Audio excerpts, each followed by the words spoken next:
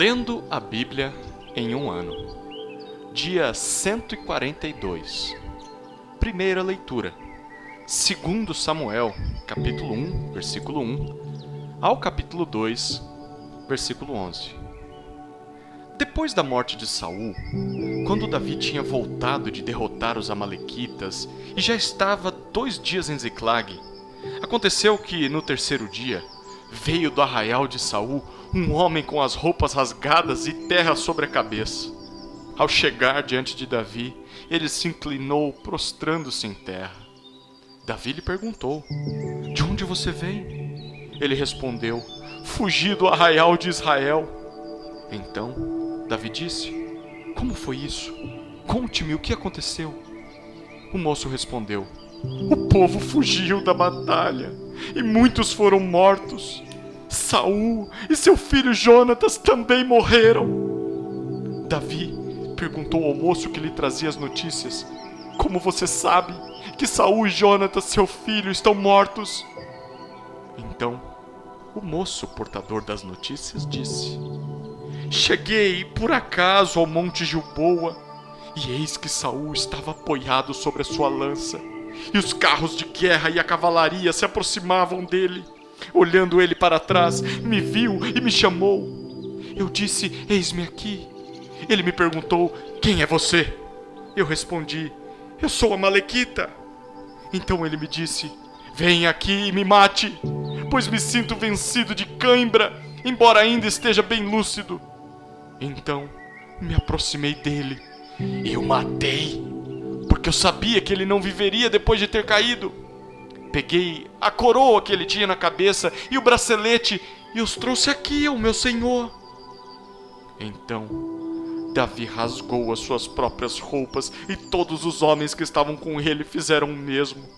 Prantearam, choraram e jejuaram até a tarde por Saul, por Jonatas seu filho, pelo povo do Senhor e pela casa de Israel, porque tinham caído à espada.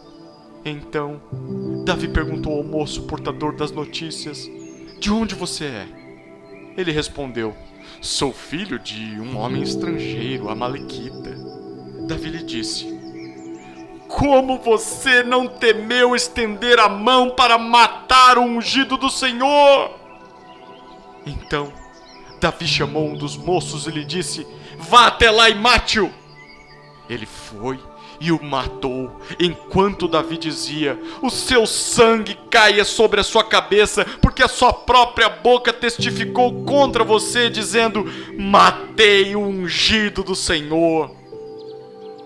Davi pranteou Saul e seu filho Jonatas com esta lamentação, e ele ordenou que se ensinasse aos filhos de Judá o hino ao arco, que está escrito no livro dos justos: "A sua glória, ó Israel, foi morta sobre os seus montes.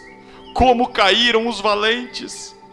Não anunciem isso em Gate, nem o publiquem nas ruas de Asquelon, para que não se alegrem as filhas dos filisteus, nem saltem de contentamento as filhas dos incircuncisos. Montes de Gilboa, que sobre vocês não caia nem orvalho nem chuva, nem haja aí campos que produzam ofertas, pois neles foi profanado o escudo dos valentes, o escudo de Saul, que nunca mais será ungido com óleo. Sem sangue dos feridos, sem gordura dos valentes, nunca se recolheu o arco de Jonatas, nem voltou vazia a espada de Saul. Saul e Jonatas, queridos e amáveis, nem na vida nem na morte se separaram. Eram mais ligeiros do que as águias, mais fortes do que os leões. Filhas de Israel, chorem por Saul. Ele as vestia de rico escarlate e enfeitava com ouro as roupas de vocês. Como caíram os valentes no meio da batalha! Jonatas sobre os montes foi morto. Estou angustiado por sua causa, meu irmão Jonatas.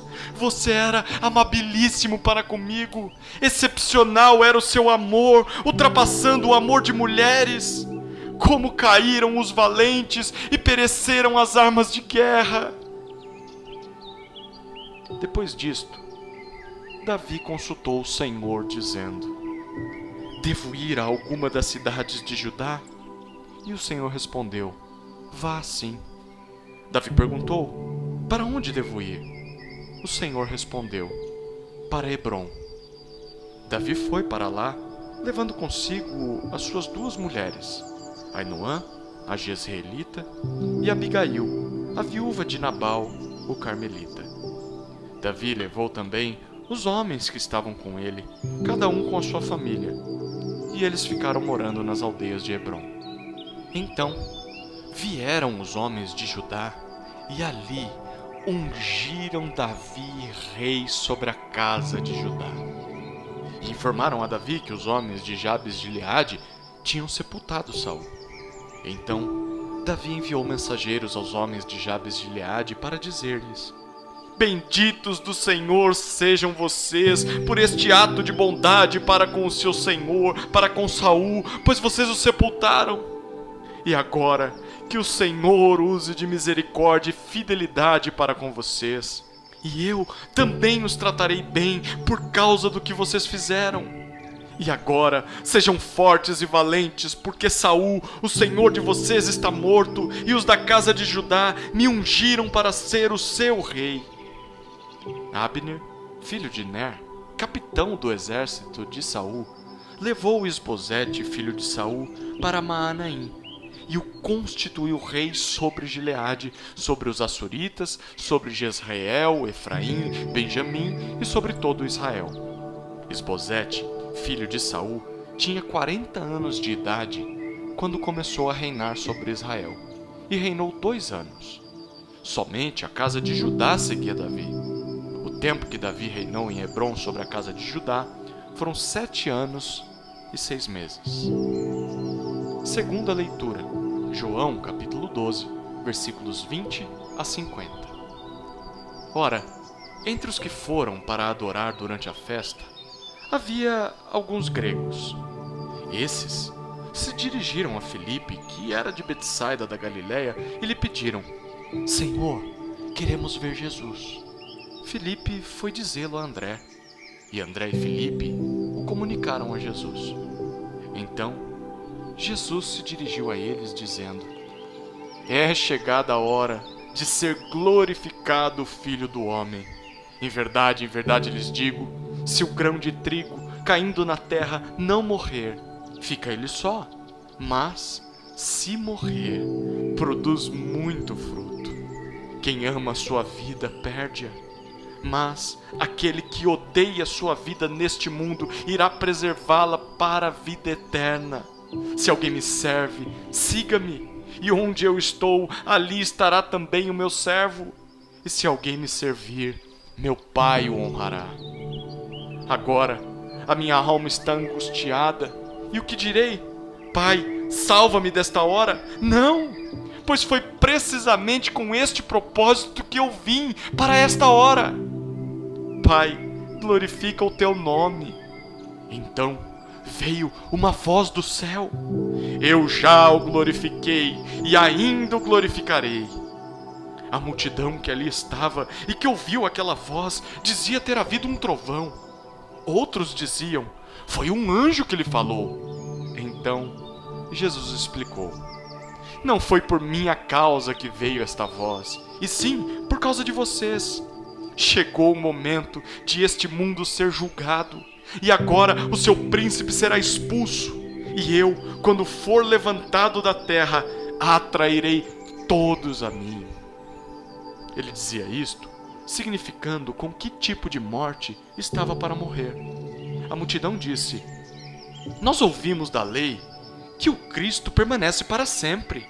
Como então você diz que é necessário que o Filho do Homem seja levantado? Quem é esse Filho do Homem? Jesus respondeu: ainda por um pouco a luz está com vocês. Andem enquanto vocês têm a luz, para que não sejam surpreendidos pelas trevas. E quem anda nas trevas não sabe para onde vai. Enquanto vocês têm a luz, creiam na luz, para que se tornem filhos da luz. Depois de dizer isso, Jesus foi embora e ocultou-se deles. E embora tivesse feito tantos sinais na presença deles, não creram nele, para se cumprir a palavra do profeta Isaías que diz: Senhor, quem creu em nossa pregação? E a quem foi revelado o braço do Senhor? Por isso, não podiam crer, porque Isaías disse ainda: secou os olhos deles e endureceu-lhes o coração, para que não vejam com os olhos, nem entendam com o coração, e se convertam e sejam por mim curados. Isaías disse isso porque viu a glória dele e falou a respeito dele. No entanto, muitos dentre as próprias autoridades creram em Jesus, mas por causa dos fariseus não confessavam, para não serem expulsos da sinagoga, porque amaram mais a glória dos homens do que a glória de Deus. E Jesus clamou dizendo: quem crê em mim, crê não em mim, mas naquele que me enviou. E quem vê a mim, vê aquele que me enviou. Eu vim como luz para o mundo, a fim de que todo aquele que crê em mim não permaneça nas trevas. Se alguém ouvir as minhas palavras e não as guardar, eu não o julgo, porque eu não vim para julgar o mundo, e sim para salvá-lo. Quem me rejeita e não recebe as minhas palavras, tem quem o julgue. A própria palavra que falei, essa o julgará no último dia. Porque eu não falei por mim mesmo, mas o Pai que me enviou, esse me ordenou o que dizer e o que anunciar. E sei que o seu mandamento é a vida eterna. Portanto, as coisas que eu digo exatamente assim como o Pai me falou. Terceira leitura. Salmos, capítulo 118, versículos 19 a 29. Abram as portas da justiça para mim, entrarei por elas e darei graças ao Senhor. Esta é a porta do Senhor, por ela entrarão os justos. A pedra que os construtores rejeitaram, essa veio a ser a pedra angular. Isto procede do Senhor e é maravilhoso aos nossos olhos. Este é o dia que o Senhor fez, exultemos e alegremo-nos nele. Oh, salva-nos, Senhor, nós te pedimos. Oh, Senhor, concede-nos prosperidade. Bendito o que vem em nome do Senhor. Da casa do Senhor nós o abençoamos. O Senhor é Deus, Ele é a nossa luz. Adornem a festa com ramos até as pontas do altar. Tu és o meu Deus e eu te louvarei. Tu és o meu Deus, eu te exaltarei.